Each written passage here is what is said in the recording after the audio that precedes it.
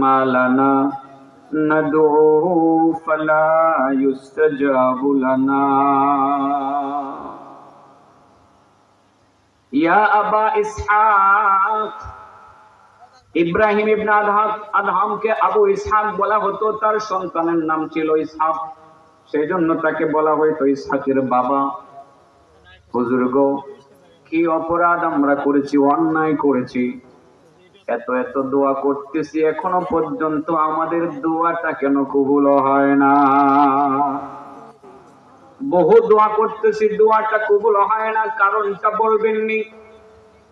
ইব্রাহিম ইবনে Adham তিনি বলছিলেন, হ্যাঁ কারণ আছে, যেই কারণে তোমাদের দোয়া কবুল হয় না।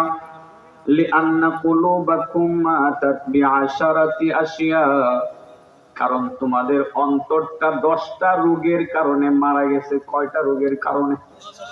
10টা রোগের কারণে তোমাদের অন্তর মারা গেছে, তোমাদের দিল মইরা গেছে।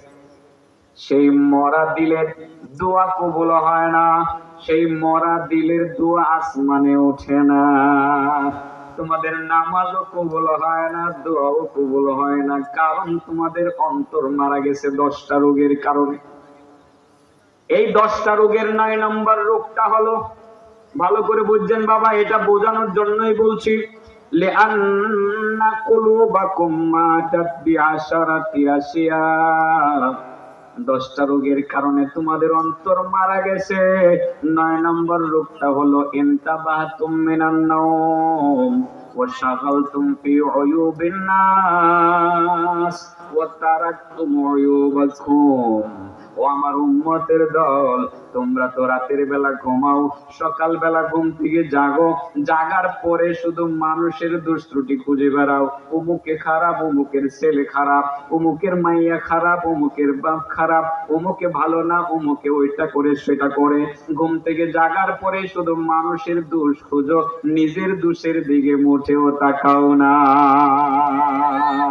তোমরা শুধু মানুষের গীবত করো, নিজের দোষ দেখো না। মনে রাখবা, এই গীবতটার কারণে তোমাদের অন্তর মারা গেছে। অন্তর মারা যাওয়ার কারণে তোমাদের দোয়া কবুল হয় না। অন্তর মারা যাওয়ার কারণে, গীবত করার কারণে তোমাদের ইবাদত কবুল হয় না। এই দোষটা আমাদের মধ্যে আছে না নাই? ঘুম থেকে জেগে অমুকে খারাপ, তমুকে খারাপ, চাষ চলে গেলে আরেকজনের গীবত না করলে পেটের ভাত হজম হয় না, আড্ডা জমে না, ঠিক না বেঠি? এই অন্যায়টা আমরা করে যাচ্ছি বাবা, এই অন্যায়টার কারণে আমাদের অজান্তে আমাদের ইবাদত নষ্ট হয়ে যাচ্ছে, আমাদের অজান্তে আমাদের দোয়া কবুল হচ্ছে না। এত দোয়া করতেছি, দোয়া কবুল হইতেছে না। বাবারা, এই অন্যায়টা ছাইরা দিতে হইব, এই জবানটাকে হেফাজত করতে হইব, আর সেটা যদি করা যায় মুক্তি পাওয়া সম্ভব।